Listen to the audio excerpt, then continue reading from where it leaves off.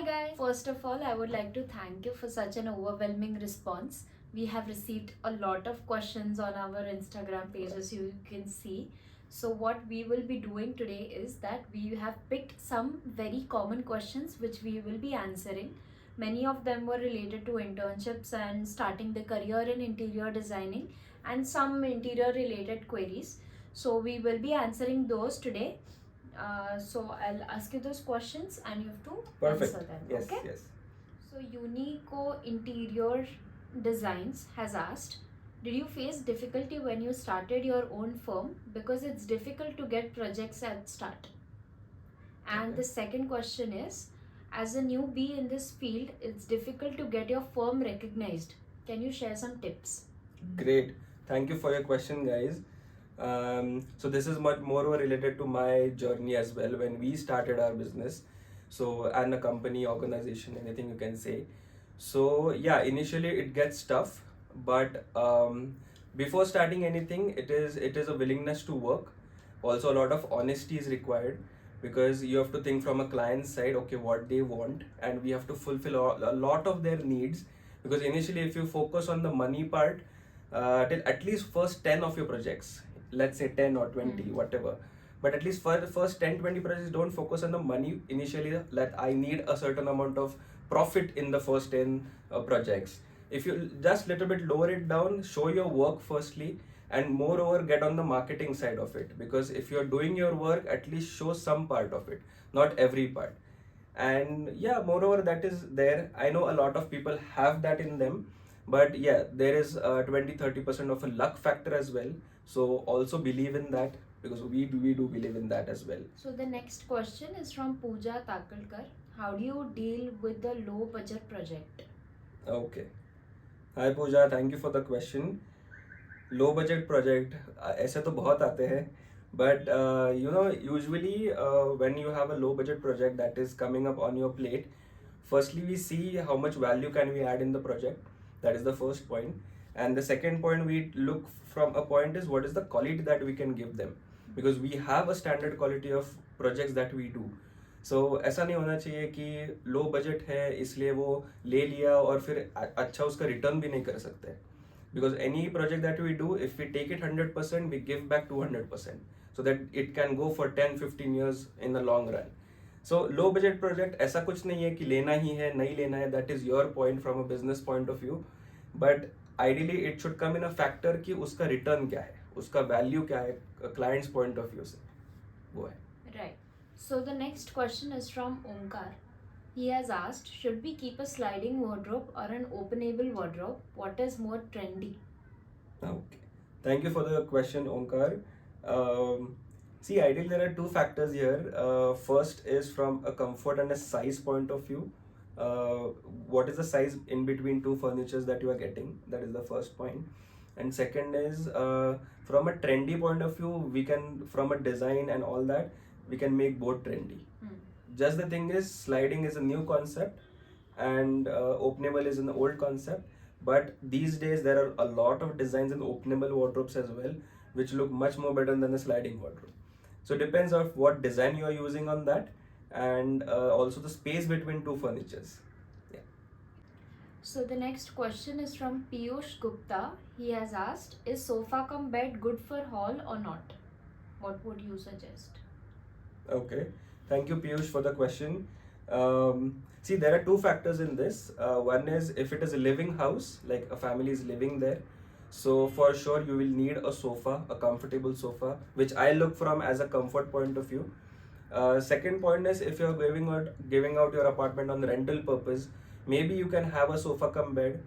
Or there is a third point in this as well. If there are a lot of people in your house, and example, if it is a 2 BHK, 3 BHK, or a 4 BHK that you are living in, and you have a lot of get-togethers, you need extra bed space. So that also is there. But moreover, what I think is, from a comfort point of view, a sofa cum bed won't be that comfortable for a day-to-day purpose, but a sofa or a lounger or a L-shaped sofa will be really great. A sofa cum bed will always help you to a certain extent, just for your sleeping purpose, or maybe a sofa that can be usable and not a comfort point of view. That is my really like a genuine opinion, because we have given a lot of sofa cum beds to a lot of people, but it is always for a guest bedroom or somewhere where A secondary room. a secondary Which room won't be somewhere, right. not the main living room. So get your facts right from it is in a main living room or any other secondary room. So depends on that. Yeah. Okay. So the next question is from Ayan Khan. He has asked, can you please tell how to paste MDF fluted panel on plywood to avoid cracks later on after? Great. This is a really nice question, because I see there are a lot of designers who usually have these questions to how to paste an MDF fluted panels or any maybe a 3D MDF to avoid the cracks, to avoid bubbles in that. A lot of problems do occur. So what I have seen, and I have got good results also in that, is when you have two MDF sheets between like side by side to each other, you can have at least 0.2 mm or 0.3 mm of difference in that, because if you touch both the MDFs, it will always have a crack because the painter can't fill up the crack. So you give ample of space to the painter to fill up that crack with putty ho gaya, nahi to they can fill up with a lot of materials as well. So you at least give them 5 mm gap or a 4 mm gap, so that they can fill up the joints, and it can surely turn out great when they give the final coat of paint on that. Okay. So the next question is from Shreya Kankaria. She has asked, as a student, should we start internship along with our college studies? Always get a lot of knowledge where you can get it from, because interior is a field of practical, it is a field of creativeness, it is a design field. So anywhere you see, maybe not just internships, anywhere you travel, anywhere you go, look for designs. You should be having a notepad with you, a pencil with you. Maybe your phones are there, everybody's using smartphones these days. So maybe your iPads, your laptops, anything that you carry, have all those gadgets ready with you, because a designer can't be someone who works 9 to 5.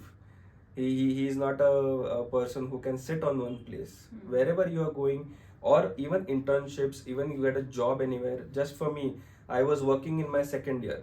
So I got a job with an architect. So I was working with him, getting practical knowledge. You can go to sites, go to materials. You should be crazy about it. So yeah, for sure you can do all these things. So Suraj Jadhav has asked, which company hobs and chimney should we buy for kitchen and why? Okay.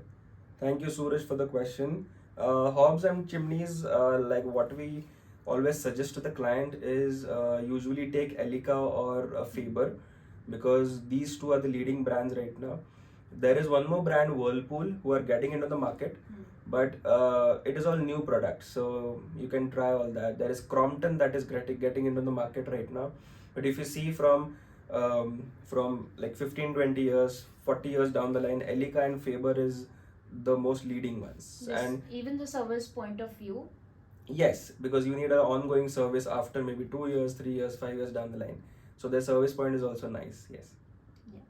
Okay, so the next question from Suraj again is, what are the color combinations you recommend for an open kitchen plus living room? Great. So I see, Suraj, that you are very open enough to have an open kitchen concept, which not a lot of people are very fond of doing an open kitchen concept. But we surely have done a lot of projects with open kitchen. So you can go with something very subtle colors, very soothing, because the area is bigger. You have a living room first, then maybe a dining space, and then again a kitchen space there. So you see the area is very much bigger. If you have dark colors, for sure it will look smaller.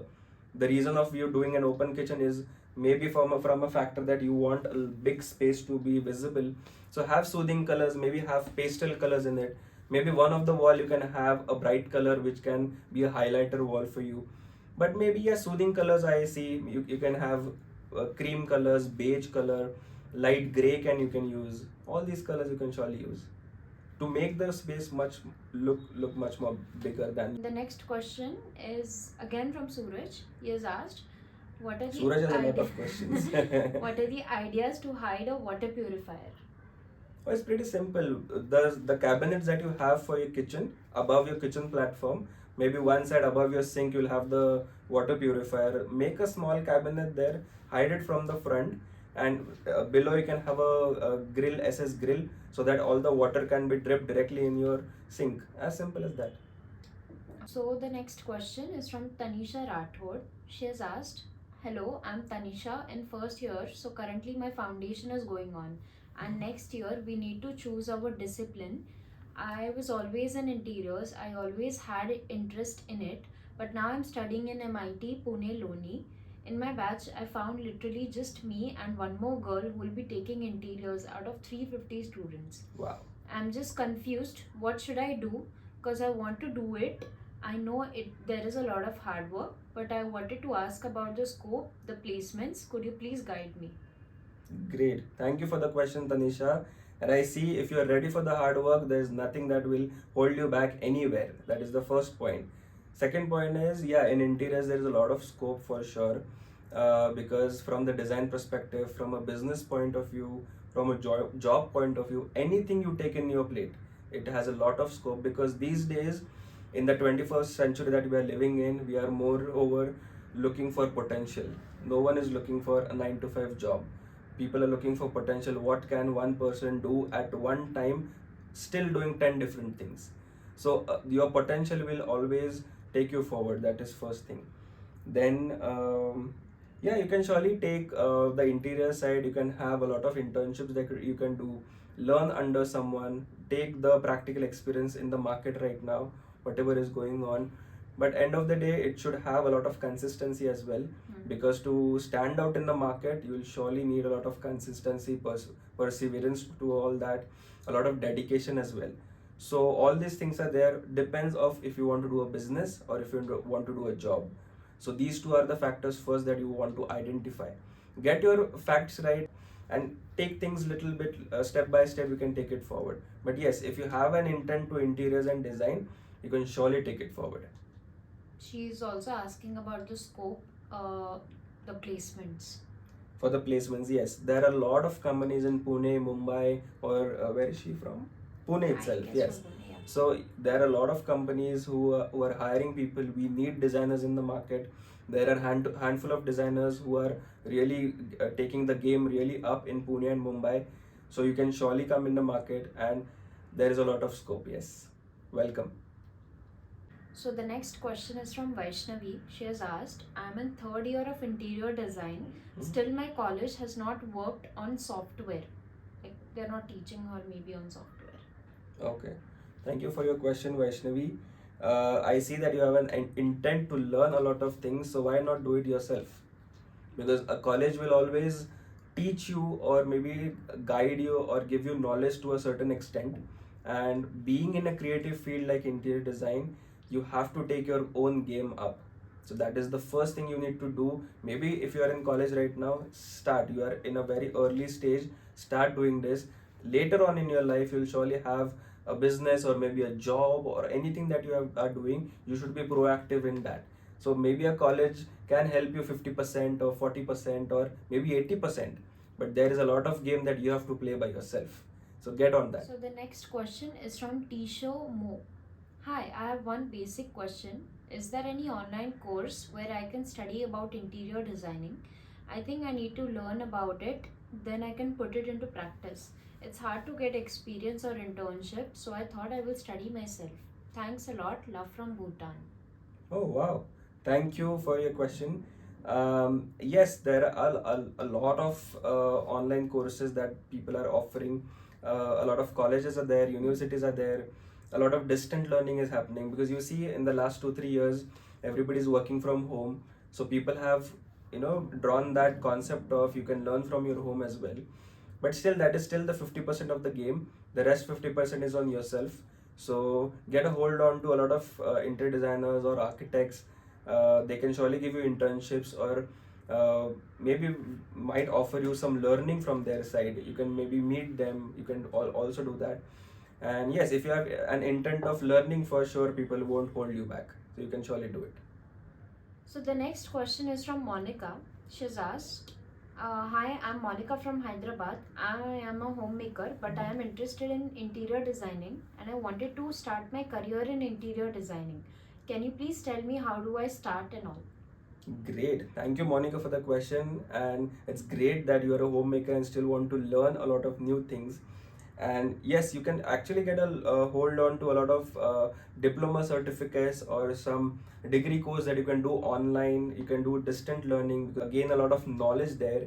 And like maybe 1 year or 6 months down the line, you can surely get a hold on to some internships as well. So you can learn some practical knowledge.